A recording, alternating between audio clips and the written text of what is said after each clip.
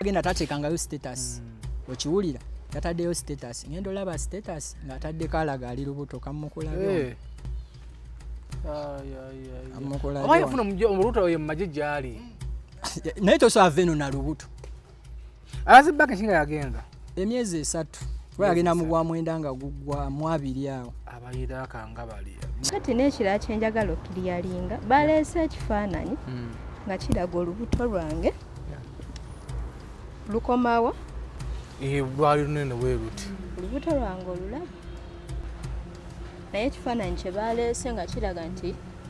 nina olubuto lukoma eno bugwe wakipositinga which is means nti baleese ekifaananyi ekiyiseeko ki sokoleke ebbanga kati ebintu bimbuzaabuziza kitegeeza toli lubuto tewali lubuto.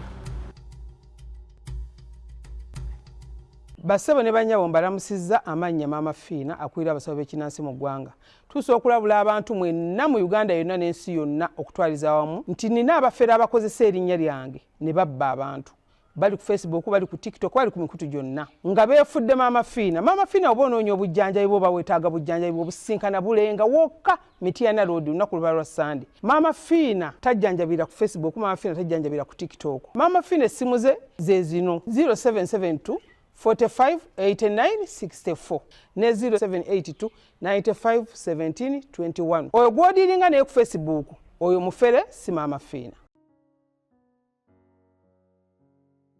Okay, ku SB4 Media tugusa ensonga tukubuuzaako gy'osinzidde okubeera nga otulaba abagoberera puroguramu zaffe kuva ddala ku ntandikwa paka gye zikoma. Tubeebaza nnyo tukyeyongera mu maaso ne puroguramu yaffe eno eya Ashraf ne Gift. Ababaze bagigoberera ndowooza twakomye ku kitundu kya 3.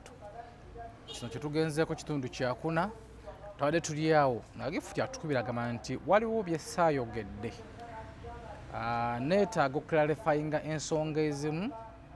Tugamba jangu omanyi ffe tetuba na sayidi nga tukola omulimu guno.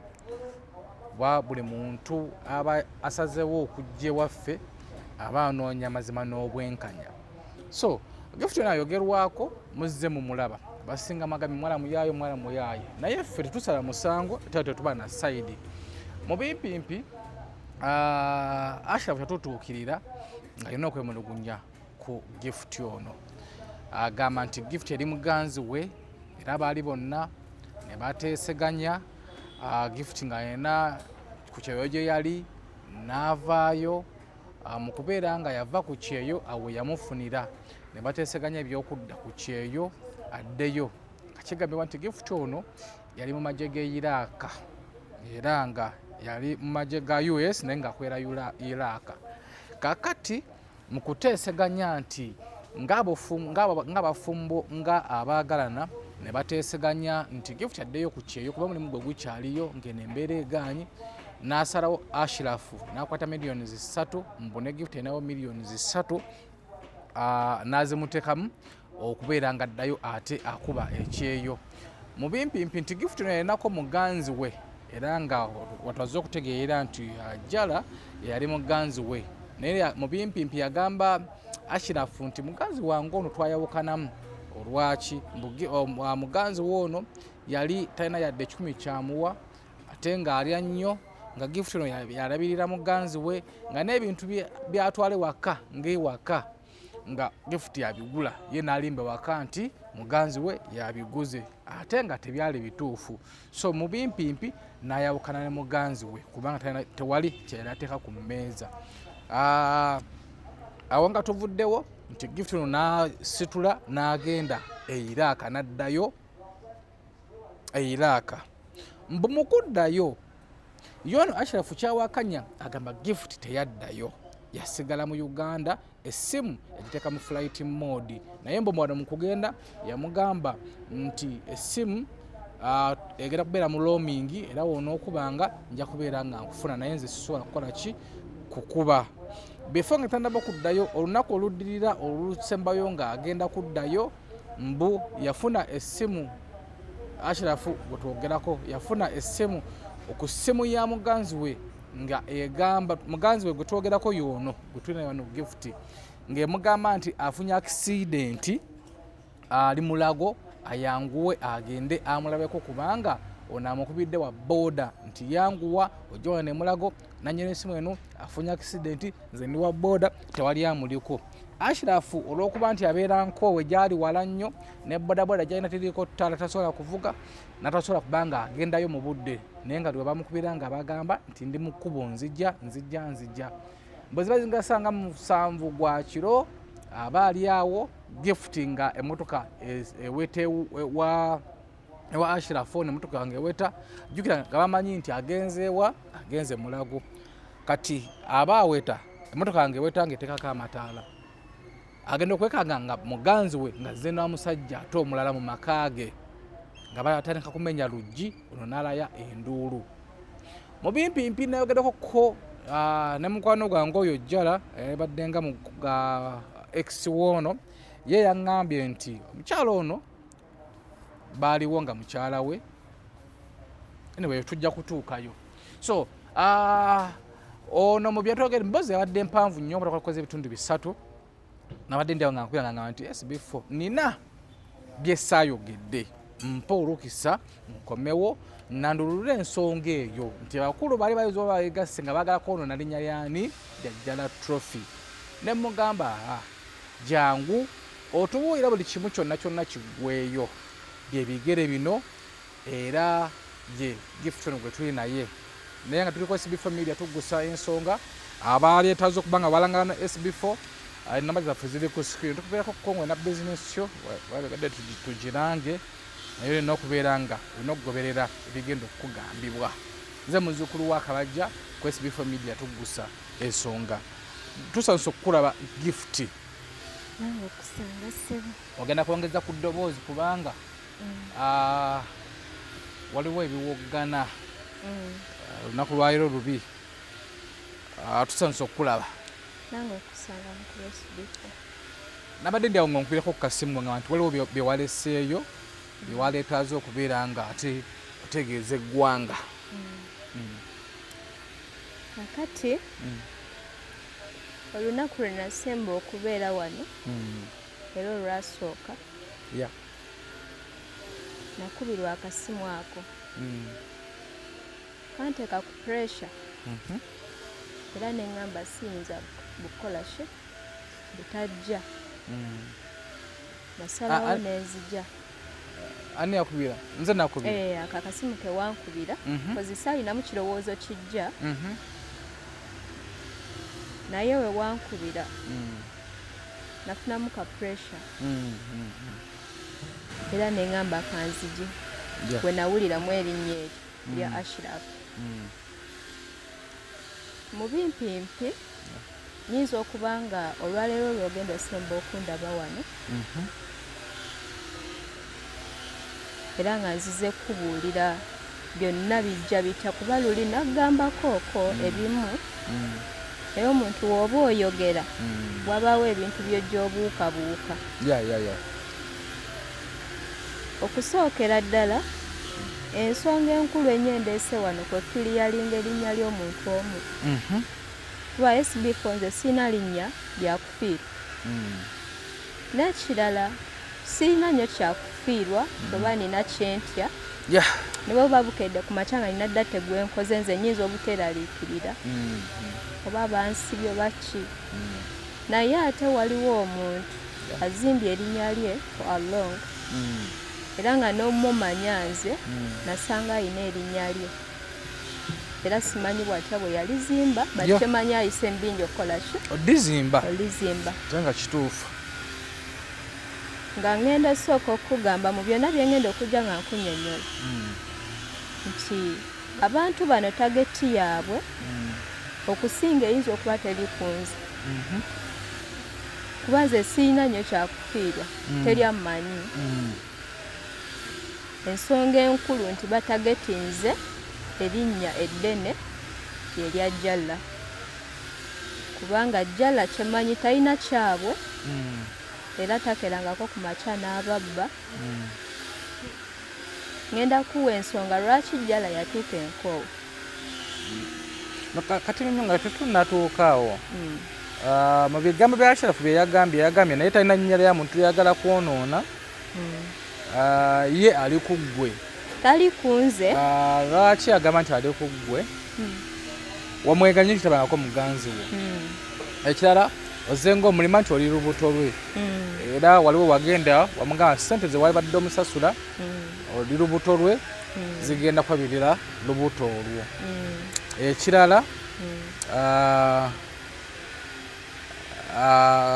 eky'essente wamulyamu olukwe ku bye mwateesa. Ekirala waleeta omusajja ewuwe. Bingi naye kale ku ebyo so naye nga ye mu bigambo byagamba nti talina buzibu kwani kujjala obuzibu abulina ku ggwe. Wengenda okugambira nti teyatagetinze nze kuba ensonga ezange naye ziyinza okuba nga zeetaagamu n'amateeka oba ogenda ku poliisi bintu ng'ebyo nti okeera ku makya n'ogamba nti ono omuntu yanziba ogenda mu b'amateeka n'omuwaabira ne banoonya omuntu oyo n'akwatibwa era ne bamuliisa ekyo kyaba yakola ki yakubbako. Naye ye yasazeewo okukwata engato ze yawamba okuva gyendi olw'okuba tiziriko ekifaananyi ky'omuntu alina erinnya. Yazomba buwambi n'ajja nazo era mu byonna obwedda kisinza n'okundeeta wano ye vidiyo ezo zendabye ku makya nga mentioning ye yonna erinnya okulinnya Jjala. Nze namugamba nze ndabirira Jjala yabba $3,000,000 byonna nga byakusizaako ali ku linnya ly'oli alaga abantu nti oli muntu muki mubi oba mubbi nga neegatta naye ne tukola ki ne tubba. Nti wamugamba nti Jjala wamukyawa mbu alya nnyo takuwa yadde 10 gw'omulabirira yakubba n'essente zo $3,600,000 ya nabiwulidde naye ng'okusookera ddala ndi wano okubategeeza Jjala si mubbi. Jjala talina muntu gwe yali akedde nabba simubanja wadde 10. Tomubanja yadde era tanzibangako wadde 10. Nze nali mulokole naye nasiramuka lwa muntu ogwo omujjala ye yakusiramula nga ndabye ebikolwa bye teyankaka oba teyaŋŋamba nti siramuka naye olw'ebikolwa bye bye nalaba nasalawo nkyuke nzire mu ddiini ey'Obusiraamu ekiraga nti muntu muki mulungi. Ebbanga lyonna lye mumanyidde sirina kikyamu kye nnyinza kugamba nti Jjala yakola kino tekiriiwo era ebigambo ebimu byabadde bigatte kubanga singa oli yabadde atagetinze nze nga nti namubba biki byonna ekituufu singa ssaawa eno tuli mu b'amateeka nga gye tuwoleza emisango egyo. Ye kyagamba okusinza bye wamugamba nga muli mulaavu. Ekirala ekyo ngenda kikire yalinga sibangako mulaavu ne Ashirafu. Ensonga zino zajja bwe ziti mu miitinga mutya tumiitinga tutya manyi bajja kubyegaana era bajja leeta abantu abamu nga omanyi nti omuntu alinayo awa famire ye amubeereramu bayinza ebimu byegaana naye nzijja nti omumanya nasooka beera mukwano gwa muganda we oyo gwe bayogeddeko musawo okuva ndowooza 2018 eyo nzija nti omanya Ashirafu 20 mugumu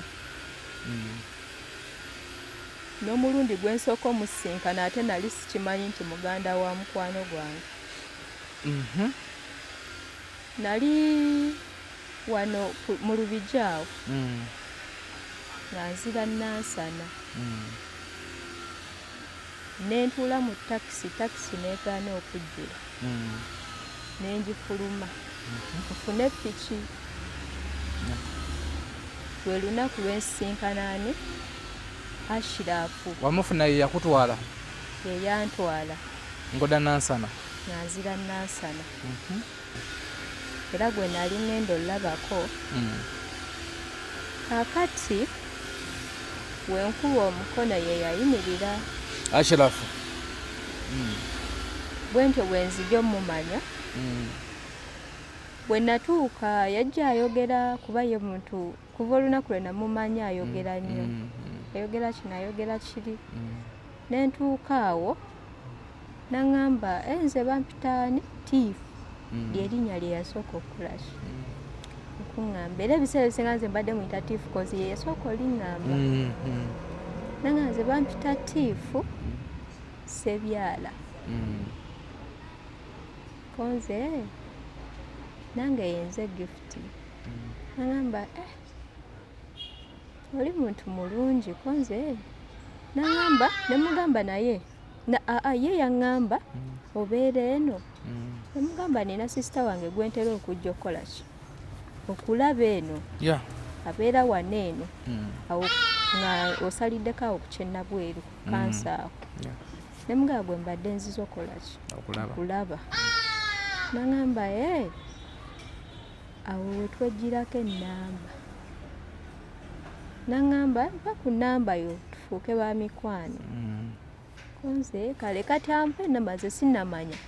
nti ono muganda waate waani wa musawo wa mukwano gwange. Tubeera awo nze siri muntu nnyo akwata amasimu. Omuntu ayinza okukuba essimu nga siri nayo koze sibeera nnyo ku ssimu. Yankubira ndowooza wiiki yayita buli kaseera nga mbeera nsangako missed calls ze. Ne mmala ne njogera naye. N'aŋŋamba mbadde nkubira tokwata biki konze beera busy. Koye toli mwangu wa kufuna konze munnaaye wabawo ebinfuuba. Koye kale kyatwalanga ebbanga nga tetwogera. Tamanyi gye mbeera simanyi gy'abeera. Kaakati ngenda e Saudi Arabia. Nali ndowooza nakomawo okuva e Saudi Arabia. Nali nkomyewo okuva e Saudi Arabia kozi we namumanyirawo nali nakakomawo e Saudi Arabia. Kaakati ngenda eyo wa mukwano gwange mugamba ngenda kuddayo wa ebweru. Nga ngamba olwo kitute ng'omwezi maze okumanya ono Ashirafu. Ne mugamba naye ngenda kuddayo okkewa ebweru kuba nsanze ssente zeekyangamuuko naye nnyinza obutadda Saudi. Nina mukwano gwange ali eyo e Iraq ayagala kumpangira ngende wa e Iraq. Ne mbimunnyonnyola ebye Iraq ne mugamba ayagala kuntwala mu magye eyo naye simanyi ebisaanyizo oba binampisaawo. N'aŋŋamba katusabe ng'era bw'oyogera ne mukwano gwo. Konze kale kaakati ntandika ogoba ebintu byange byayanguwa esibifo ebyogenda Iraq koze ekinene nnyo gwali omwezi ogwo nga ŋŋenda. Era yakimanyako nti nkoze eki ŋŋenze. Omulundi ogwasooka nga si guno bwe yakuteekamu ssente? Nga si guno ye gwagamba yanteekamu ssente ze. Kakati nalina ssente zange wa muganda wange eyo nga nzipulaningira kubaako kyengula ne lwenzirayo zaaliwo. Naye nga ŋŋamba obusente buno akageri nti bwe buliwo njafuna kyenkola kikyengulamu nga nnyongeddeko. Bwe nagenda nayita mu training nebeera successful. Nentandika okukola. Nenfunamu injury waliwo field gye twagendamu. Nenfuna injury nemba nga sikyasobola kuba nga ngenda mu ebyo bya field. Nafuna omulimu omulala ogwa supermarket olwo Ashrafu era kyankubirako olunsi era onakubirako ne mwogeramu koze eri ekinene nnyo nakolayo emyezi gyali 8 mu magye nafunira injury eyo nemanga sikyasobola kola nenga siyinza kuddayo waka nenfuna omulimu gwa supermarket era jjala wammanyire omulimu ogwo nga nagwo gwakaggwaawo nze mmanyi okufumba nagenda mu mulimu omulala mu famire kakiringa ekiyumba netandika okukola omulimu ogw'okufumba kakati sente zange ezimu we nayongerako ku sente ziri nga sikulimbye Ashrafu yessa mu ddene nankubira essimu nangamba waliyo poloti gye bakola ki gye batunda nemugamba bagitunda wa nangamba poloti eyo eri sayidi zeeyo emubende konze ya sente mmeka nangamba eri mu miliyoni 9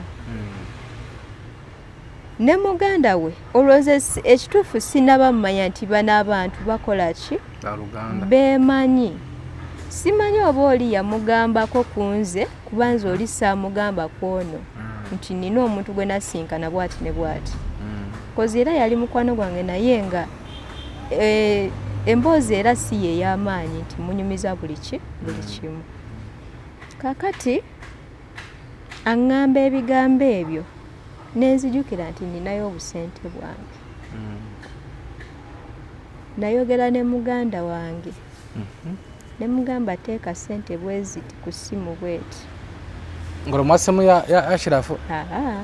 se ya Ashrafu nayinayo kyali wange omulala saawa eno ya travelinga sente zo ne bazimuweereza nenkubira muganda wange ne mugamba genda mu kifo bwekiti babeeke bbaasa gye bagenda okukuwa kozi oli namugamba sente zo zijja ziteeke mu ki mu bbaasa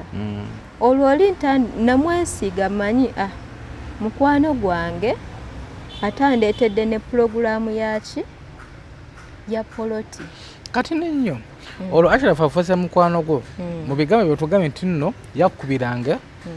nga temwogera era twalwangawo okwogera nga omanyi nti omuntu ng'ali bweru twalwangawo okwogera kuba yali essimu nga oba tabeera ku simu simanyi naye nga tulwawo okwogera tuyinza okuteekinga a week 2 weeks nga tewali awuliza ki munne kyekimu era ne ku musawo naye nga we yajja nga twayogeranga kozi nga manyi oyo mukwano gwange kakati bwe nasindika muganda wange yamukubira namugamba basinkane wano Namuŋŋoona sente ezo zisobola okwegaanibwa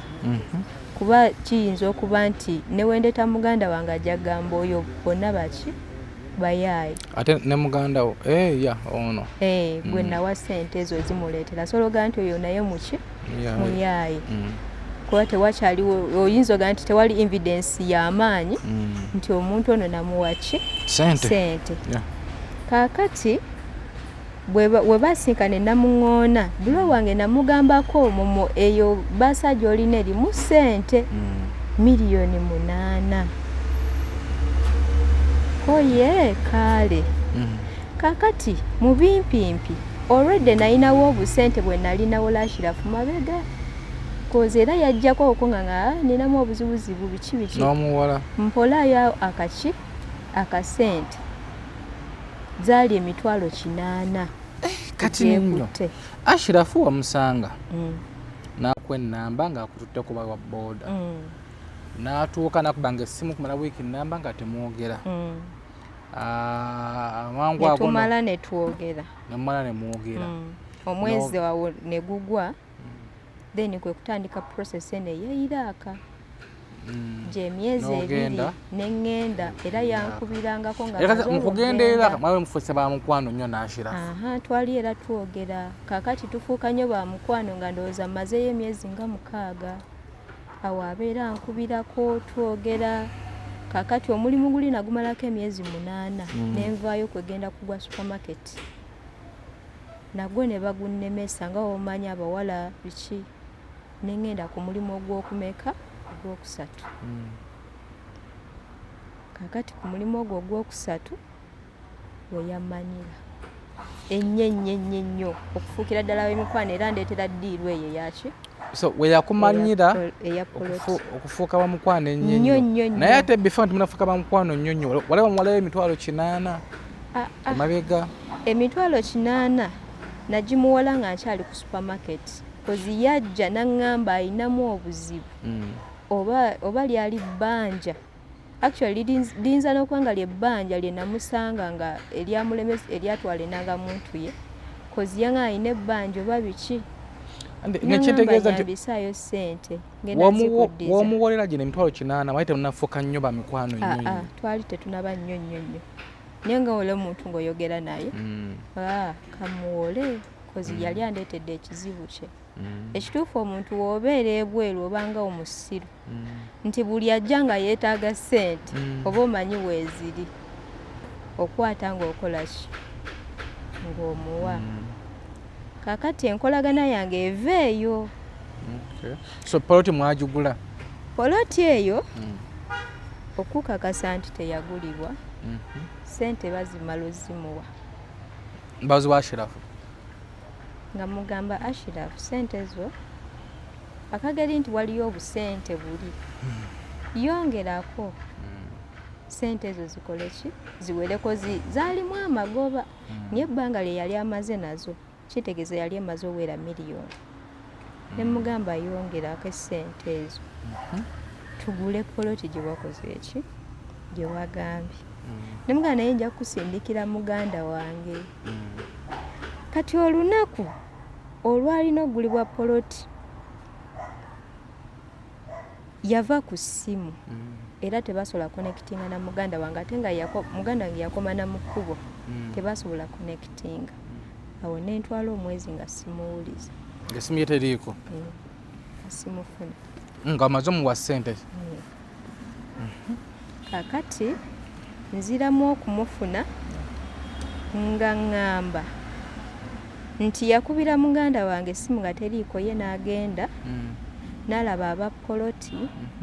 naye yagenda otutuukayo nga poloti awantu weeri waliwo enkayana biki poloti n'atagigula naŋŋamba naye yayinayo poloti era poloti eyo tujja teesa nga nkoze eki nga nkomyewo bwe nakomawo waneeno twake ze saalina nnyo kutya nti oba mweraliikirire bwe nagenda ennyo maaso naye nenkomawo waneeno awo ne jala bwe yakomerawo jala siina nnyo kyamanyi kyenyiza muyingiza mu mboozi eno ngenda muleetera wali lwaki mukola ki mutwalayo kakati emyezi giyita nga mugamba naye omanyi Ashirafu ebya poloti waŋŋamba tujja kukola ki tujja kwogera kaŋŋamba natofaayo tugenda kola ki kwogera nze siri muntu muyaaye poloti gyeri erimu n'obuyumba tujja genda ewa kyeyamaanyi konze kale Ashirafu kakati natravelingako nengenda wano e Rwanda wano olunaku lwe navaayo nga ndwadde omusujja nayitira wa muganda sinamanya era eryebbanga sinaba mmanya nti ono baluganda nze mmanyi oli mukwano gwange Ashirafu mukwano gwange sinaba mmanya nti balinawo connection ngende wa muganda we n'ensawo yange aŋŋamba yi ovaawa ng'olinga ava mu bufumbo wanobye emuganda nina katripu eyo kenvaako mbaddemu ne stress naye nensalawo ŋŋendeko kaki katripu emuganda naye nzijjakoko ku musaayi njagala ndabe oba ki ekinsumbuwa nzijjako awo omusaayi omusujja lubuto ndabe aŋŋamba kale nze mmanyi ndi na muntu ng'ebyo biggwe bya muganda we ne mugamba ensawo eno kangirekeko wano ŋŋenda mu kitala ngenda kukola ki komaawo nga ngamba tewali buzibu ensawo naginona next day kuba nayita eyo nayita buyisi paka mukyala ate mukadde yankubira akasimu nangamba neetaaga nagenda bugenzi ensawo nga njimulekera nga kuliko ne ka travelling pillow ekiraga nti nva kola ki kutambula kati ensawo wenjimulekera enkeera w'olwo kuba nagenda mu kyalo nenvayo ku makya ssaawa nga 8 nenkomawo ne mugamba ensawo nkoze eki nginonye nga ngenda ewange bwe ngenda ewange nga nziramu omutima gunnuma nga naye akasente kange kenawa Shiraafu ne mugamba ebya poloti we biba tebiriiyo gira ng'onsasulako ku ki ku kasente nga ngamba atusinkane ne mga tugenda sinkana ddi nga ngamba tujja sinkana next week konze kale era before that week naddayo okere wa musawo netunyumyamu awo ng'abooluganda nangamba nodinayo muganda wange lwakuba nti wetuba twogera sikola ki simwogerako nnyo ne mugamba kati ekyo kyajja bwe kiti nti nalaba abaana nga benkana ne mga musawo bano abaana nga balinga baki abalongo mpulira bakuyita nalongo naye simanyingako nti wazaalako kuki kubalongo ate ndaba nabaana bana benkana nangamba nooyo omwana nazaala muzaale mwana wa muganda wange mukyala we omukazi gwe yamuzaalamu yamumusuulira nenkwata omwana nembeera naye era nze mukuziza okuva obuto kyobula bampita naalongo okuba yenkana n'owange konze muganda wo kyoyo muganda wange gyali bamuyita Shiraafu konze kale kakati nga mugamba naye njagala nguleyo akataka naye simanyi ngenda kagula saidi kikozi nsaagala wala nnyo na kibuga ngamba akataka ojja kola ki tujja kafuna kati nga nkyusa ebirowoozo nga mugamba naye omanyi ngenda kugulamu akamotoka nvuge nga airpiece manyi bino ebya airport pickup nga ngenda kugulamu akamotoka nangamba naye omanyi nina muganda wange oli gwe nagambako amanyi ebyemmotoka ate amanyi ne gye bakola ki ne ze bazitunda kankuwe ennamba ye oba kamuwe ennamba ye mukonekitinge kakati awoolya ennamba yange ze yiye teyagimpa ne mugamba ojja gimuwa ennamba yange ankubireko tulabe kuba ninawo obusente bwange mu kifo ky'okugulamu akataka akatagenda kukolerawo ssente kangulemu akamotoka mbeere nga nkola ki nga nvuganga koye kati munnayo oli bamuwa ennamba addamu ankubira nze ndaba ono yakuba gwe mmanyi ndowooza kyatwalanga ennaku nga 3 nangamba naye ono n'ennaku tezinabatuuka kozi twakoma okwogera nga tunyigaganye nno ebyaddala kozi nayogera ebigambo bingi nanga mwana akasente kange biki n'atabuka awo kuba ye ayogerera waggulu kakati awo tumala wankubira olunaku dde eyokusatu nga naye kamukubira nga nkubira nga ngamba sisita wange yampadde ennamba ewabadde oyagala ki ne mugamba ate yakwadde ennamba yange ate ng'ogirina nangamba njirina naye yankubidde nanga waliwo omuntu ayagala emmotoka ate nampa ennamba yo nange kyobola obwedda nkubira ezo ennaku zonna ne mugamba kyogamba mukwano gwange muganda wo nangamba oyo sisita wange obadde tokimanyi yalina n'omwana wange kati kwe kujjukira omwana gwe baŋŋamba oba emyaka 10 awo ne ŋŋamba omwana gwalina bulijjo ye gwe Ashiraafu naŋŋamba ye kozi yasobola kugamba linnya ki nga makatandiro Tiifu Sebyala kakati saakifaako nnyo naye nali surprised okumanya nti ate omuntu gwe mbadde mmanyi ate muganda wooli kakati nga mugamba ekituufu njagala emmotoka tujja sinkana tukole ki twogere ne mugana naye tugenda sooka ku byaki bya poloti. Kakati tewayita mbale nga nkubira nga ngamba jangu tugende nkulage poloti gyekolaki gye nagula. Olwo ogwo omwezi guyinza okuba oba gwali gwakutaano, guyinza okuba gwali gwakutaano oba ogw'omukaaga nga gutandika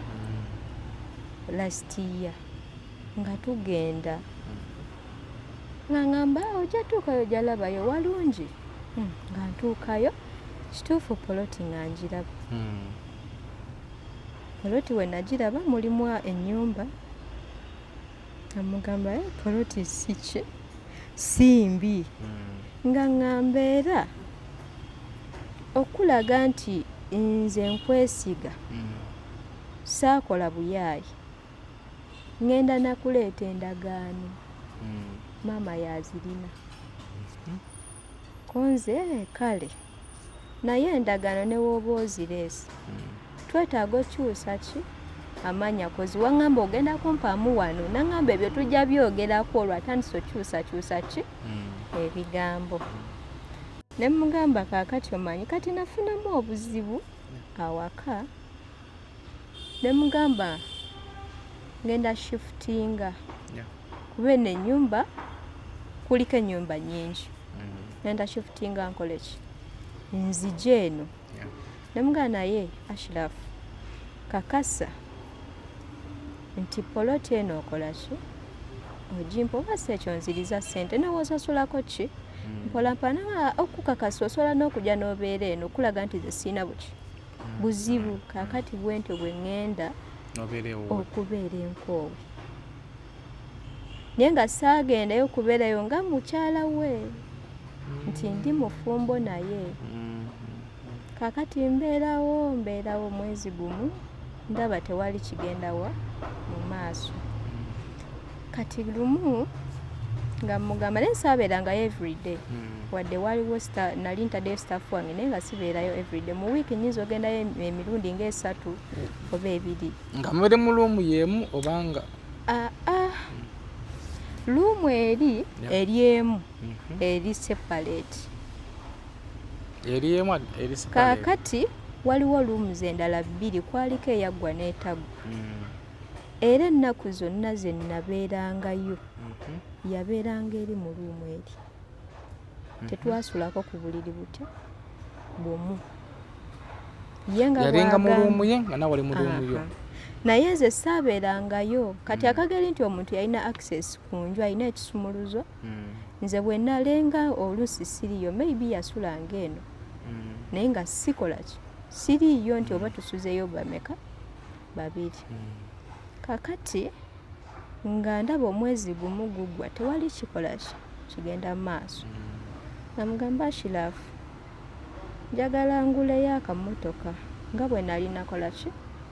nagamba naye siina bulungi ssente namuga naye lwaki tonfunirayo ku ssente ziri nze nkubanja kubanga ebya poloti biyinza okuba bikoze eki biganye nga nawe poloti ogyagala nga Ashirafu aŋŋamba nsuubira miliyoni 2 okuva mu kibiina nsuubirayo ne miliyoni endala 2 okuva mu nnimiro nalima kasooli namugamba kale naŋŋamba naye mu wiiki singa 3 bajja zimpa konze kale kakati nga mbeeraawo mbirowoozaamu ng'omuntu nga ŋŋamba naye lwaki ngula emmotoka lwaki siddayo wa ebweru kirowoozo kyajja buki buzi nga mugamba naye omanya Ashirafu ebyogula emmotoka ndabika nkoze eki bivuddeko kuba nja gigula yeetaaga saaviisi biki ssente ziyinza okukola ki eyinza okuntabukira nga njiguzi nga naye ekisingako nengula visa gumu nenkola ki nenzirayo kubanga injury gye nali nfunye yali ennemesezza omulimu gwange ndabika nakola ki treatment gye nafuna yakola nzireyo nkole ki nkole olwo nenjogerako oko ne mukama wange gwe eyali badde nga asookerwako naŋŋamba osobola okudda Ashirafu nga ŋŋamba kale ngenda kwekubakuba nfuneyo ki ssente ze nagamba.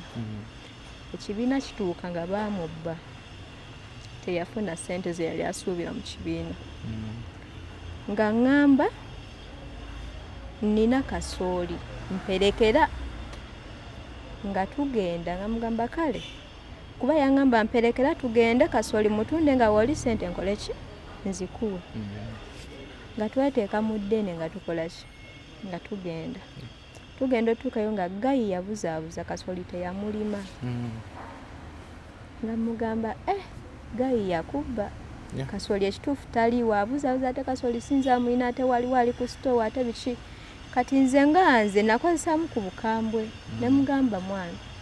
kasooli omulina oba taliiwo tugende ku poliisi. Kati omulenzi kwe koganza namugamba ekituufu kasooli namutunda nengula piki eno. Kati oli ne mugamba wabanga kasooli bwe yagulamu piki kitegeeza olina kukola ki kutwala piki. Ko ye kaale nga piki agikwata ng'amuggyako ki kaadi. Ne mugamba eyo kaadi bagikwadde naye nze ndabanga eri feeke. Kaadi ntuufu koze kale naye piki we yagiteeka ewa chairman era baamusuubiza ogigula we baalaba kaadi baamugamba eno kaadi eri feeke, tetusobola kuwa miliyoni 2 mu piki eno, tugenda kuwaka mu kitundu. Era baasooka ne bamuwako ndowooza emitwalo 5 ago simanyi kye yagakolamu kozi baazimuwa. Naŋŋamba bampaddeyo 5 naye ate ninamu ebizibuzibu ate omwana ku ssomero. Mugamba kale olwaddako n'agenda kaakati olwo mugamba ne mugamba naye omanyi ebya poloti kati tudde ku kya poloti kyo kiri kitya. Ng'angamba ngenda gende wa maama mbadde njagala kwewolayo ssente eyo mu kibiina ng'ayagala singa ate wano ate waagamba okola ki okumpa. Ne mugamba awantu wano value yawo toyinza singawo muki mu banka. Ne mugamba naye omanyi kyoba okola ekirungi ssente ze neetaga si nnyingi oba ssente tuzireke tukole bukozi ndagaano nzompa endagaano nze nkiveemu. Ne waŋŋamba nti oyagalayo omwaka mulamba nga zino ennyumba gwazisolooza nja kireka kibeere bwe kityo. Nga Ashirafu agamba kale ngenda genda ndabe. Kati Ashirafu ndowooza ng'asalawo yeewole ki ssente ndowooza mpe. Agenda olwo yampa kiri 8 kye yajja nakyo. Kaakati olwo agenda yeewola ssente. Naŋŋamba bwe yatuukeyo nga ŋŋamba neewoze ssente naye bampaddeyo miliyoni 1 nayo teweze ne bampanga giringa 85. Nze kaale bwe yakomawo nga ŋŋamba amazima obutakulimba okulaga nti nkwesiga endagaano yiino nkoze eki ngireese era ngiggyeyo ewa maama. Naye endagaano gy'aleeta yali feeke ya nassa. Nange ninako ku ndagaano z'ettaka manye endagaano entuufu weeba. Nga mugamba saakimulaga. Namugamba kale bw'oba endagaano okoze eki ogireese. Agamba kale kati twali twafuna obutakkaanya n'ejjala. Nga ŋŋamba naye gwe omuntu ogamba oli besiti wange oli mukwano gwange biki simanyi na gy'osula.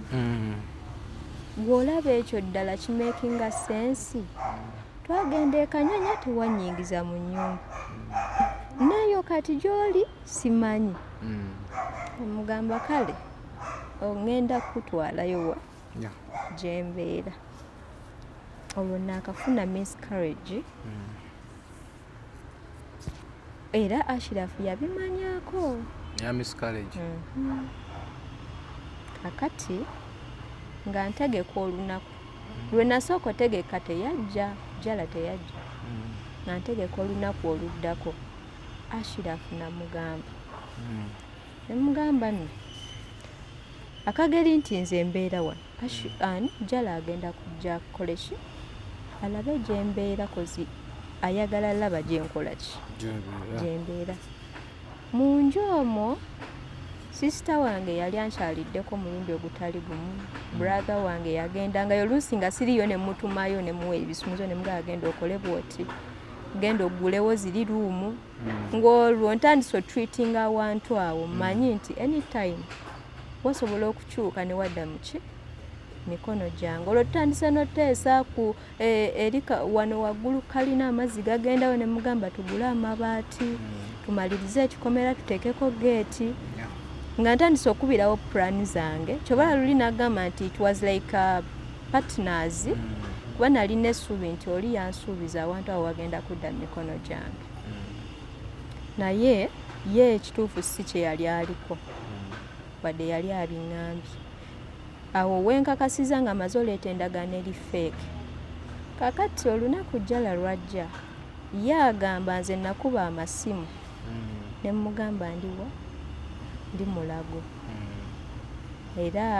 ngudde ku accidenti bwera wa boda naye ate obudde bwayogereramu ate nali mu mmotoka nga tuvuga ku jje kati ninyo olunaku olwo waliwo myezi mingapi ng'emeka olowooza olunaku olwo kola olunaku guyinza okuba gwali gwa mwezi eyo oba gwa munaana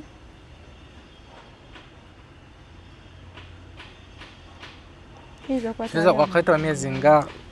ng'esatu kwena myezi ng'ena kale giyinza okuba nga giyise tuba tusobola okunoonyereza ekituufu nti olunaku olwo essimu yo yakuba ku ssimu yooli emirundi emeka tubitwaleko eyo it's okay naye nze kuba yagamba mwasuka ne mumukubira ku ssimu yo nga bagamba nti ofunye accident adduke e Mulago bamukubira emirundi nga 3 kwena nga mwagala mudivertinga ave wano adduke e Mulago kumbe mwe muli kujja nani nejjala kakati SB4 ennyumba gy'obeeramu ng'olina omuntu gw'ogibeeramu naye nga mulimu engoye ze ng'era okimanyi bbaawo ng'era n'ebintu byemu ebiri obudde obwo nze yali tasiibyewo ate nga olwedde omuntu nzize naye ebintu ebyo nali ngenda bikwekawo singa nali mbeera naye mu nju omwo ate era natuukawo nga piki weeri kuba yagamba nti ayinza oba mwali muzze kumubba ai kyekye twali kuba kiri bwe kiti mwali mubeera naye gwe mu statement zebalikozi bagamba nti wamukubirako nomugamba nti sigenda kusobola kudda eyo olunaku olwo emisana kozijjukira mu kuvaawo namugamba jala nyinza okujja naye olwaleero emisana jala teyasobola emisana gw'olwo era yali bize kakati ne mugamba nyinza obutakola ki yessimu gye yasemba okufuna okuva gyendi nemugala leero nno nyinza obutajja eyo kuba omuntu gwe mbadde nyina okujja naye afunyemu ndowooza ebikoze eki ebimukutte akawungeezi ako kennyini jala ate naŋŋamba ndi ready nali siina nsonga lwaki informinga oli mala ate omusaba permission nti tukkirize tukoleki tujje yejjala mu kumutwalayo wamugambako nti ndina omuntu gwembeera naye saakimugamba kubanga omuntu oyo nali sigamba nti mbeera naye in the same house nti oba ninawo kyensuubira kyonna ekiyinza okukolaki okutuukawo naye ate emabegako ko nali mugambyeko nti waliwo omuntu atera okukolaki okubeerawo kozi oli yagamba eri gy'aviira waki wala olwomaze shifutinga naŋŋamba naalivuddewo wano eno kozi eno ennyumba erina obeeramu omupangisa era ebisumuzo ebimu twali twabiwa ajati wali emmanga anoonye omupangisa ng'ebirala nze abeera nabyo naŋŋamba naye eri wala eri eyo mu kyalo tasobola vayo buli lunaku kujja mu tawuni kukanika era y'ensonga lwaki yabeerawo awo esigala ng'abeera awo nga nange mbeerawo kaakati we twajja ntuuka simanyi maybe kyali intention kosi sijja kulimba nayogeddeko nejjala oba yagambeko nti nayogeddeko naye ng'agamba wamusula mu shiiti tiwaliwo olunaku lwe wamutwala eyo wali obeera wa maama we wekiri ebiseera bye twali twakava mu akiika era bye biseera bye nalwaliramu awo era ensonga lwaki nali nkyaliyo kozi twali twakava mu akiika nga yakagwa wet era twagenda eyo lowooza akiika nga yakagwa ennaku nga 2 so nze yaŋŋambye wali obeera wa maama we kaakati mbu bwe kennyini n'omugamba nti kankutwaleko gye mbeera nga ye tamanyi na kumanya nti eyo gy'obeera waliyo ki omusajja omulala mbwena najja comfortable ne mutuuka nova mu motoka naye n'avaamu n'omugamba ebisumbuluzo bya wano ate simanyanga oba nabisudde simanya nabikoze eki naye mukufu tugimenye n'omugamba nti menya ye byaŋŋamba aba yakamenya ali mu kumenya endulu nga zivuga era mbwawe yakukyayiraga nti bamusuula mu zishiiti mbu singa bayita bamumanya abantu beeyo bali mu kubyenga mubbi naye mbwe ekyamuyamba abantu bagenda okujja nga bamumanyi ate naye singa teyalina mpisa kwetoowaza eri bantu era mbwe yannyonnyola abantu bagamba kyalo nandeese nga ŋŋamba wano wawe neyeetoowaza kyekyamusonyiyisa naye mbu singa tekyali ekyo yali agenda kukubwa nga mubbi kakati bwe twatuukayo waliwo kufulu ziri 2 kufulu emu esibibwa ku sitoowa saatambulanga nnyo nakisumuluzo koze n'ekisumuluzo ekirala muganda wange yakimenyera mu lujoomu era maybe waliwo tuuseyo banaiba bali kubulira ajati ajja kunyumiza waliwo we natumayo ku muganda wange ekisumuluzo ekirala muto wange yakimenyera mu luggi bwe yakimenyeramu n'ensigaza kopi y'ekisumuluzo naye saatambulanga nayo nga ngireka mu sitoowa kati akageri nti waliwo kufulu 2 ono Ashirafu yayeyambisangako kufulu emu ogisibisa ki piki ye era nga ntambulako n'ebisumuluzo bya kufulu eja emu kakati olunaku olwo lwengenda I knew that yamanya maybe bino byonna byali intention kubanga nagenda otuukayo ng'ebisumuluzo bya kufulu byennina nga kufulu si eriko ku sitoowa nenzijukira nti kali akakufulu akalala kabadde yeyambisa ku piki ye kalina ebisumuluzo bimeka 3 neŋŋamba ye nali ntambulanga ne kakopi k'ebisumuluzo ebyo ngenda okkanoonya nga sikola ki sikalaba okubuulira amazima nasooka nenfunamu ekyozo neŋŋamba oba ali inside kozi ne piki nali njiraba nasookera ku guli omulyango gye nali nsuubira nti gyakola ki gyasula era nejjala yandaba nga nkonkona ku guli omulyango naŋŋamba ate okonkona ani eyo ne mugamba omulenzi ono abeera wano gwentera obeerawo naye simanyi alayika ayina ekisumuluzo ekigula kano akaki akakufulu kubanga ekyange sikola ki sikiraba we nakonkona nga tebaggulawo nenzija nenkonkonako ne ku luno ŋŋamba oba alayika ali muno muki munda akageri ke namugamba nti leero sijja kujja eri ng'era taggulawo namukubirako essimu ekiro ekyo ng'olwo ndi awo essimu nga tekola ki tekwatibwa kwegenda ewa neiba naye ekyantwala ewa neiba kyali kimu nga njagala musaba nnyondo okube nzijja mmenye kakufulu kaneeno nzijeyo ki ekisumuluzo ekiggulawa wali neiba teyaggulawo Angamba akankozese maybe oba ejjinja naye omuntu omubbi era amanyi nti ekintu kyokola tokitegeera awo wonna weetoolodde abantu tosobola kukuba luggi kiro ekyo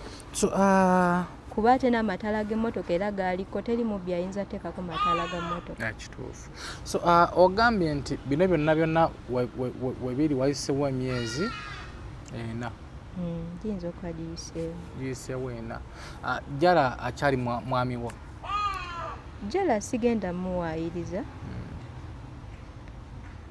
nti akyali mwami wange kuba ebyo byonna nga bigenda mu maaso twali tetukyali ffenna. Mwali temukyali mwenna? Era nga tubeera mu bifo bya njawulo up to now. Okay. Birthday ya Jala yaliyo ndowooza mwezi guwedde December. Twakulaba mu kavidiyo ng'oli ne Jala nga gwakoze birthday eyo ku Sijje Cafe Javas. Toganya nti Jala temukyali mwenna era takyali mwami wo. How comes nga wamukola ne birthday? Saamukolera birthday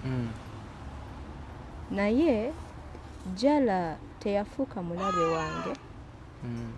kuba si muntu nti ngenda mwogerako ekintu kyonna ekibi ku byonna ebyali bigenze mu maaso nze nnyinza okuga nti siri muntu mulungi nnyo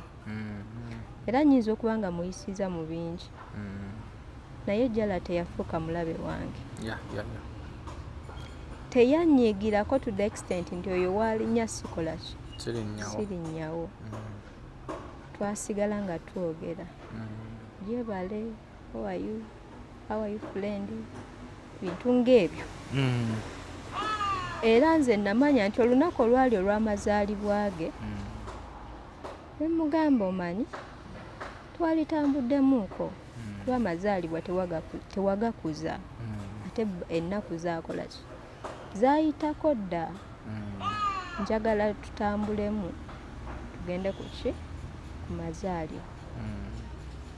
ko ye kaale yakkiriza era ne tugenda. Vidiyo eyo si ye yalagira bagikwate. Nze nagamba omuntu gwe twali tugenze ne kuba twali basatu ne mugamba agenda kuba tamanyi kubanga nze just kiri ekyoganda yali akimanyi bati kano kakeeki ke yali tamanyi bino ebyomuyimbira nze nayita mbali ne mugamba naye bagenda kujja nga takola ki tamanyi era weweetegereza vidiyo eyo yali tamanyi kigenda maaso. Ne mugamba webajja we bati tandika okukwata era twabeera nga tumusumbuwa tuwe ku simu ye nanga naye mwe kiki kakati webajja ne batandika omukwata ki vidiyo eyo. So wano mukugenda okumiitinga bano wamugamba oli lubuto era ashobora omukakasa nti olubuto lulwe ekibuzo kijja nti ekituufu oli lubuto kakati SB4 bwe natuukayo nze najjanga nfuna message ez'enjawulo n'amasimu ag'enjawulo and why omuntu oyo namwesonyiwa oba ne mwekweka kale nti yali muntu mukyamu olw'ebyo byonna bye yajjanga nimba ne ŋŋamba omuntu ono ebintu bino biyinza okundeetera naki obuzibu poloti waba tali wiringi kugimpa poloti kanjesonyiwa era nasigaza ekigundi ekyo kye yali yampa ne ŋŋamba just in case bw'aligenda ku polisi nga yina kyaclaimingira ndibawo endagaano eno gye yakola ki gye yampa eri fake ne ŋŋenda era naggulawo okwo ku musango ne ŋŋamba omuntu ayinza obeereyo nga lowooza olina kyomupulaningira namugamba kale nafulumamuuko katono nenkomawo naye samugamba nti nakoze eki nakomyewo nagamba omuntu oyo kankole ki nalwangawo nakomawo kuba namalayo ndowooza zaali 3 weeks oba 2 weeks nga bwe nagamba era lulimu eri interview. Omalayo 3 weeks? 3 weeks. Ekitegeeza wava eno ng'oli lubuto? Nedda. Kakati n'ekirala kye njagala okiryalinga baleese ekifaananyi nga kiraga olubuto lwange lukomawa lwali lunene bwe luti olubuto lwange olulaba naye ekifaananyi kye baleese nga kiraga nti nina olubuto lukoma eno bugwe wakipostinga which is means nti baleese ekifaananyi ekiyiseeko ki sokoleke ebbanga kati ebintu bimbuzaabuziza kitegeeza toli lubuto tewali lubuto saawa eno nnyinza okuba nga ndi naye nga ekifaananyi kye bakozeseza kozi nti oli yawuliddemu nga nkoze eki nga nkyogeddeko anti ye agamba nti wamugambye nti sente zigenda zikuwa zino zigenda kulabirira ki mwana wo ndi lubuto lwo statement yange we nabadde nabo yabadde bweti natuuseewo ne mbagamba bulijjo muntiisatiisa mukubidde abewaffe amasimu nga bw'ogenda okunkuba amasasi era kyobola nzize n'akazindaalo kano just in case ekintu kyonna bwe kikola ki kuba bye ndi kwogera waliwo ali bikola ki obiwulira ne mugamba mwankubirako ku ssimu ne munziba ssente nga muŋŋaba muli ne SB4 nowa medium ki olwo omusango ogwo gwabalidde ne mbagamba kati muze muntiisatiisa mu bintu ebyenjawulo nze SB4 recordings we ziri nga bakubira taata wange maama Timothy bakubira abantu ab'enjawulo nga bagamba bagenda kuntuusaako ki gye ziri taata wange ya recording mugamba zituweerezeeko bagenda kunkola ekintu ekiki ekikyamu era nagendayo olunaku olwo ne mbagamba naye nzize n'akazindaalo kano ate ekirala nze ndi mukyala muzito saawa eno singa ekintu kyonna kintuukako already naloopye nadde emisango singa muntuusaako ekintu kyonna kozi nze nzize bwomu mulowooza ndi bwomu bagenda basiba ne mugamba ggwe ensonga lwaki ssente ezo zaatuuka awo z'oli ku mmanja kaakati saawa eno lwaki ammanja ssente ezo nti lwakuba nti luli saayagala bigenda nnyo nti essente ezo weezityo wezijja okuwera miliyoni 2 nga mugambye at least nkola ki mpaayo ku ssente ezo ze ntraveling enkola ki ngende naye ekituufu ye ng'omulenzi ayinza okuba yalina intentions maybe ng'ayagala oba kubanga nina n'obujulizi nga agambako muto wange mbw aŋŋamba njagala okiwulira kaakati ye ayinza okuba yali agala akifilipingirawo tubeere twoba twagala ne ziri ssente nkole ki nziveeko oba ne bya poloti nkole ki mbiveeko naye wadde kyali bwe kityo nze nali nkoze eki mbyesonyiye era kyobola na wano wonna mbaddewo wano mu ggwanga nga simunyaga kigambo kyonna nti oba ki oba ki naye natuusa ekiseera neŋŋamba omuntu ono neetaaga omusinkana face to ki ng'atandise okuŋŋamba mbu yaŋŋamba piki ye baagibbye ayagala muweeyo ku ki ku ssente naŋŋamba ziri ssente ze nakuwa akageri nti nja kuwamu twali ku call ya WhatsApp naye akageri nti nja kuwamu poloti ebya poloti nkyabiriko kati ziri ssente olibadde oyiya n'ozinziriza kwe kumuweereza message ne mugamba saawa eno ze sinafuna ki ssente kwa yankubiranga nnyo ng'era ayagala ki ssente nga ŋŋamba mbw ate liri ebbanja lyeyo eryewola bamubanja ki ssente era notuuka nti ono Davis yankubira nga ankubirira mu linnya lyo mbw ali naawe nga bangamba bakutte obutambi bagenda swazaani jala bwe sibawa ki ssente n'obawa naŋŋamba era okunkakasa nti oli siriyasi ogenda kusasula bano bannamawulire bakole ki bagende nansasuza emitwalo yali ansabye emitwalo aga 5 ne mugamba ku ssaawa eno sina gye ngenda kujja mitwalo 5 naye kanjiye era nafuna ssente mu butundu nemuweza emitwalo 19 naŋŋamba endala ye yazongeddeko ekyo kituufu era omusango tugenda baggulako omusango kati ekyo nakyo bwekityo bwe kyajja kaakati nze nabadde sinabakakasa nga ŋŋamba naye mukwano gwange tayinza kundyamu ki lukwe kubanga n'olunaku jjala lwe yagenda ewe baakubira omuwala oyo yagamba tammanyidde nnyo bbanga nnyo ddene naye kireka kitutta omwaka n'agamba ne muganda we ye yanfunira muganda we era tumanyiganya okumala emyezi emeka ebiri kwekyo sijja kimunenyeza kozi nze namanyi ono ng'ate oli tamanyi nti nkola ki naye era naye namugamba namugamba naye omuntu gwe wansindiseeko nagenza otuukayo ng'ate nkola ki mumanyi nangamba muganda wange omumanyi nebula tubadde nga twogera maybe teyakiwa so kakati zino sente zogenda omuwa ku Mande zaaki sente ezo baba okuuma nti babadde nga bantiisatiisa nze ekintu kye mbadde nga nti obulamu bwange bwonna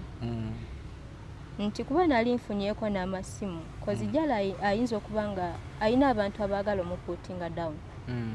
naye bwe bakulaba nti olw'okuba obadde close naye balowooza gwe osobola okuba waki information oba novayo mabulire okole ki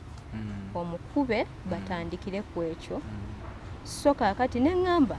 anyway bwe kiba nga ekikulu kya ssente ezo nga ze bafa ne mugala kirafu poloti eyo kankole ki kanjesonyiwe naŋŋamba n'endagaano ate nga nagikuwa jjukira ye tamanyi nti nze endagaano gye yampa kifeeke but after yamala nakyeyogerera namugamba agolooza ndi musiru n'endagaano gye nakuwa ki feeke ne mama we nankubira naŋŋamba n'endagaano gye twakuwa feeke weesonyiwa omwana wange bamukubira bagamba enamba ya mama we ogirina nja kukebera oba nkyagirina kozi saagisevinga nagisevinga naye nga yankubira kakati era naye bwonamubuuza ne wano Ashrafu yakikugambye ng'omubuuza okimanyiiko ebya maama wo noono nti yamukuya yagambye nti ye ekituufu maama ye yankubira nange weesonyiwa omwana wange n'endagaano gye twakuwa ki feeke va ku mwana wange kati mu bimpimpi gwe waddeyo ofiirwe polotiyo nakyesonyiwa neŋŋamba abantu bano eno kozi koluzi ze nali ntandise ofuna ne comments ze nali ntandise ofuna ze bateeka ku vidiyo za Jalla neŋŋamba bagenda kwonoona erinnya ly'oli ku lwange ono agamba Jalla mubbi olw'okuba nti twagendawo eri naye nga Jalla talina gwe yali akoze eki yabbi ate nange kennyini sina gwe nabba kubanga n'olunaku lwe yali akireimingira ssente ezo olwo nga ŋŋambye neesonyiwe poloti ye ebintu ng'abisibiddeyo olwo lwe tugenda ne Jalla era kwolwo n'addayo naye Jalla nandropinga gye yandeka naye n'agenda neŋŋenda ewa chairman nenjogera ne chairman nangamba nze ebintu sinaba birabako wano nanga naye katumukubira gyewa mu kakiiko yagaana okujja n'agamba ajja kujenkeera akawungezi k'olwo ate n'anoonya bulo wange namugamba dde nsaba okkirize tusinkane okubire ne muganda wo tusinkane bino ebintu tubimale okiwulira kaakati kwolwo epasipooti yange byali eyo byonna ngambirese kwolwo lwe tusinkane mugamba ebintu bino twali bimalidde muki mu b'amateeka nange ate kyetaagisa bigenda kuggwa mu miki mu mirembe nendaba nga nzannya obuzannyo n'amasimu agaali gankubirwa neŋŋamba okufiirwa kya bulijjo ate ne ssente ku ssaawa eno era najja wano asobola okukyegaana emirundi 1000 n'agamba simuwangako wadde 10 kyaki tugenda ku ground tugendeyoko tulabe kiki ekiriyo tumubuuze ebibuuzo byaffe ffe nga ffe so kati ku Mande ogenda muwa ssente kati olaba SB4 nze eno interview gye ngenda osemba okukola era sigenda kati kumuwa ssente zomanyi lwaki bo bennyini baŋŋambye ssente ze babadde bansaba n'olunaku lwe bansinkana nga baŋŋamba wootuwa ssente ezo tetugenda kwogera ku linnya lya Jalla kuba kyekintu kyadde bantiisizatiisizaako okuva mu ntandikwa kyova olaba azunga n'ezo engatto nga bantiisatiisa okuteeka ekifaananyi kya Jalla mu mawulire okumwonoona mu bantu naye ajjukira singa erinnya lya Jalla lyonooneka ku lwange nze agenda okuba akoze eki mwonoonye leero ankubiddeko Jalla akubiddeko leero naye ebigambo byaŋŋambye ekituufu SB4 badde sinza butajja wano kubanga ye alowooza nze namusemberera kwonoona linnya lye era ye amanyi nze neegase na bano yamuyita actually bba wange kozi jjukiro nakilaiminga muze ndi bba I mean akilaiminga muze ndi mukazi we yagamba negase ne bba wange twonoone erinnya lye tumuswaze mbantu naye nga SB4 kyengenda okugamba nti jala muntu w'amaanyi erinnya lye alitobedde alikoze ate si mu bubi alina bingi byayiseemu n'obulumi peyini okukola erinnya kati lyakola ki lyalina singa omuntu avayo n'amuteekako ekintu nti oyo yajja ne mukazi we ne banziba ekyo kiba kirala ndi mumunoonyaako infact jala obanga gy'oli nga katami kano kala mbadde nsaba nkunoonyaako tukeleyaling air abasinga nange nalabe mu comment section abasinga nga balowooza nti wali weegasse naye mugende mu bbooli era n'olwo ekirowoozo kyalina so jala mbadde nsaba tukunoonyeeko manyi tulondoola ensonga tukunoonyeeko otubulira 4 na 5 tomanya si byangu ffenna tugama sheet naye it's a sheet era nga nze nenenya mu byonna kubanga nze yabimuteekamu naye ate nga nange bimuteekamu ntya nti nze ebigendererwa ebirala ebyali mabega woono nali nga sikola ki sibimanyi wabula nze byonna byenzize enkola nga nange ngezaako okufuna kyange naye natuuka ekiseera nengivinga up neŋŋamba owaayo sente bakola nkola ate nakagenyi nti tewakyalina bujulizi asobola okukyegana kozina katya yeegaana era yagamba yamanyire emyezi emeka ebiri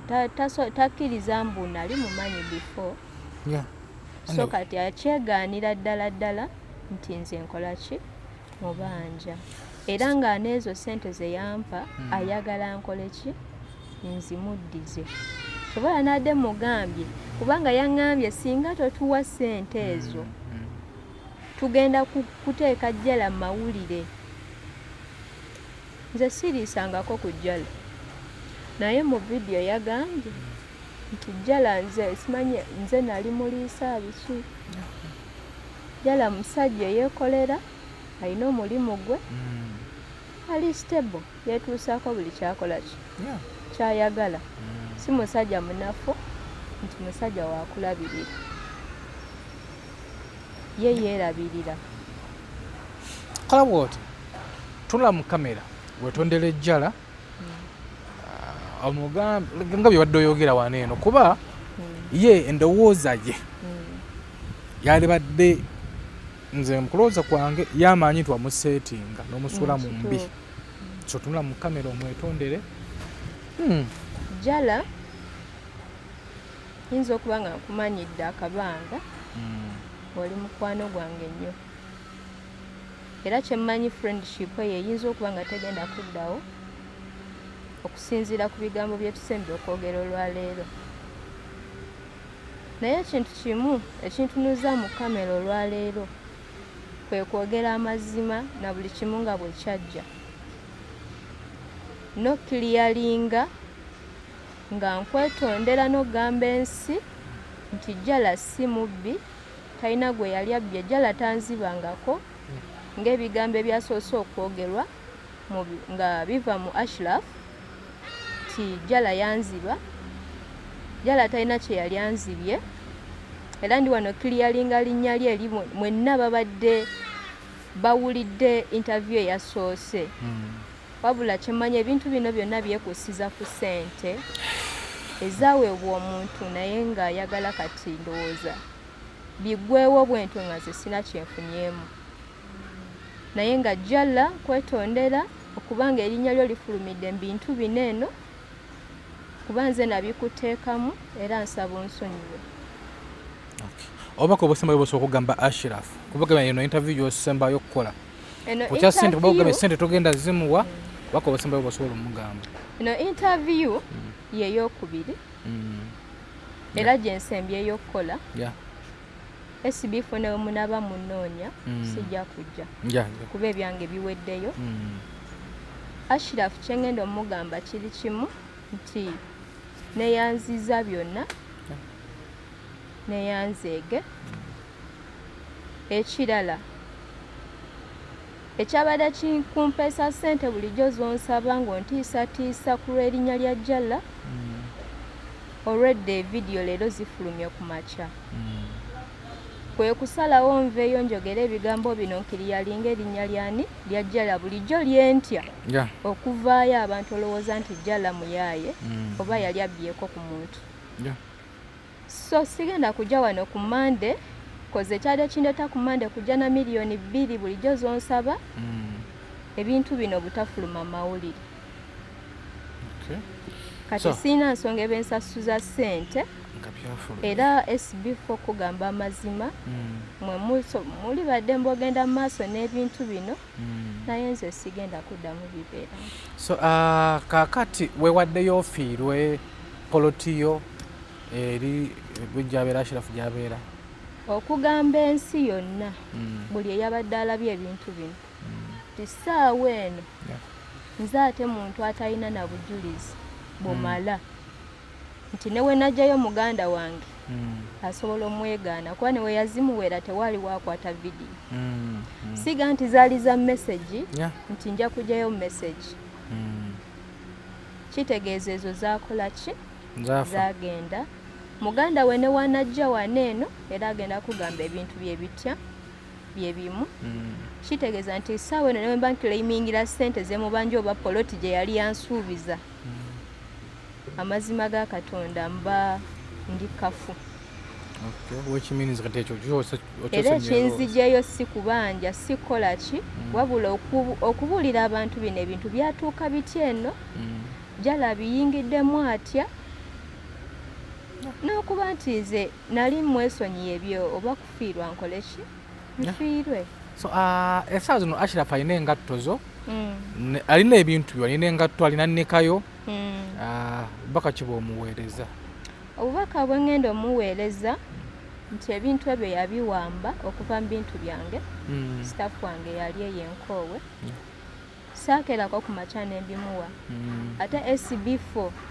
tosobola abeera mu nnyumba ya musajja ng'ate oyina engoye ziriko ebifaananyi by'omuntu omulala oyina gundi apology letters tosobola era tosobola kuba si nnyumba ya bisenge 6 nti oyina gye wabikweka naye byali awo nagulirako oko ku Jalla ebirabo naye nabiteekaawo nga ngezaako okumwetondera ku bice byatuukawo nga ngezaako omukola ki mwetondere naye tosobola gula bintu ebyo n'ogula ebintu ebirala by'omusajja omulala n'obiteeka mu nju y'omusajja ki omulala so Ashraf kyengenda omugamba atambula n'ebintu byange ekisookera ddala ayagala kakasa abantu nti naliko ne Jalla era twamubba naye nga Jalla tabbangako ku Ashraf era n'olunaku Jalla lwe yagenda eyo teyakola ku fujjo kituufu ekyo kyo tayina na muntu yenna gwe yakolako fujjo so ebintu ebyo yamanyi kyagenda obikolera oba abisuula oba abireeta waneeno yonna gy'ayagala abadde yasindikalako ekifaananyi ekyannika ng'agamba agenda kundoga naye ngenda mugamba ekintu kimu nti nze ndi mukyala musiraamu era I believe in Allah sikkiriza mushiriki and that's why omuvubuka oyo bwe namanya nti akkiriza nnyo mu ebyo ebintu mu mutima omulungi neŋŋamba poloti eno kankoleki kuba woba omuntu omusiraamu okkiriza ofiirwa sente Katonda yakola ki yazituwa era nkuddako wali erimanga nti nze nasiramuka lwa Jalla era nyongera okakasa nti Jalla si muntu mubi wadde talina muntu bwe yali akoze ki kikyamu so bw'abanga ye ayagala kundoga nga bwe yaŋŋamba mu message waddembe naye nze naguddewo fayiro zange ekyo naye akimanya nti SB4 singa ekintu kyonna kintuukako oba olunaku ne lukya n'akwata ekkubo n'agenda ewaffe n'akolayo effujjo kuba bali tebamumanyi kitange newe nja kuwa enamba ya kitange newe oba omukubidde ye ate amumanyi nga mukwano gwa Timo kuba Timo we yali agenda no yamugamba mperekeraako nze namusindikayo okeera lumu nga mutume wa bro wange gwensinga okwatagana naye mu bya ssente nemugamba agende wa brother wange akumpeera kino nze mmanyi ndina mukwano gwange teri lunaku lwe bamumanyiiko nga mukewa ewaffe era kitanga mumanyi nga mukwano gwa Kalanzi Timothy. Okay, kwasi bi family tuguse ensonga byonna byonna biwulidde ebya gift. Ninayo ekirala kimwe before eno message era ngenda gisindikira family jala mwavu kyemanyi ku ssaawa eno banyiivu gyendi kozi teri muzadde ayinza kulaba bintu ng'ebyo bisaturatinga ku mwana we nga biva ku ggwe n'asigala ng'akyakwagala kababe baganda be ngenda kwetondera omukadde azaala maama Jala nga musaba omukadde azaala Jala maama azaala Jala onsonyiwe byonna ebizze bituukawo ebikyamu era nga nkwebaza n'ebirungi ebituuseewo nga ndi naawe ebbanga lyenkumanyidde nyinza okuba saawa eno sikyalina access mu famire yammwe naye nsaba onsonyiwe ku byonna ebikoze eki ebituuseewo wabula gano ge mazima agabaddewo agali emabega wa buli kimu. Okay, tweyanziza ku SB4 Media tugusa ensonga muwulidde side ya gift yabadde alisondoza mubiwulidde abali basala omusango ani mutuufu ani mukyamu fenna ensonga eno tugenda kubanga tukyeyongera mu maaso tukyagironyerezaako fena tulina side twagala kugendako ku ground malo yange tugendako ku ground tulabe kiki ekituufu ekyogerwa amanyi kiba kyanjawulo nnyo kituwa obuzibu okubeera nga oera ku sayidi emu singa essaawa zino tubikutulira wano era ashafu jagala beekubidde balidde ssente nze banvuvunze tubifunye ebintu mu mirimu gyaffe tubifunye ebintu ebityo singa essaawa zino tukireka tetutagendayo ku sayidi ye ate ajagamba batubulisiza ssente tumuvunza tunoona erinnya lye so tugendagenda ku ground tulabe ddala ekituufu ekigenda tutwalayo kubuuza batuuze nti kituufu ono yali asula n'ono baali bafumbo ekirala tugende wa chairman nti ensonga z'abano zimanyiiko batuukako mu woofiisi yo nga chairman ekirala kubuuza Ashirafu kituufu bakwako ku ssente millions 8 ze bakuweera brother bono ze yakuwa mu kibaasa ekirala poloti eno ekoli egambibwa okubanga ya gift kituufu si yange bati yeyama okujimpa muki mu ssente z'ombanja. Okay, so nebirala ebiringanga ebyo era lindira ekitundu kyaffe kinajja nga tugenze ku ground nze muzukulu wa Kabajja ku SB4 Media tugusa ensonga mwebala basharinga waako ono mwebala abakomentinga oba oli awo abasala omusango kuba kati eno kooti y'abantu nze muzukulu wa Kabajja mbere bulungi mweraba. Bassebo ne bannyabo mbalamusizza amannya Maama Fiina akulira abasawo b'ekinnansi mu ggwanga. Tusobola okulabula abantu mwenna mu Uganda yonna n'ensi yonna okutwaliza awamu nti nina abafere abakozesa erinnya lyange ne babba abantu. Bali ku Facebook, bali ku TikTok, bali ku mikutu gyonna nga beefudde Maama Fiina. Maama Fiina oba onoonya obujjanjabi bwo bawetaaga bujjanjabi bw'obusinkana bulenga wokka Mityana Road olunaku lwa Sunday. Maama Fiina tajjanjabira ku Facebook, Maama Fiina tajjanjabira ku TikTok. Maama Fiina essimu ze zino 0772 45 89 64 ne 0782 95 17 21. Oyo gw'odiringa naye ku Facebook oyo mufere si Maama Fiina.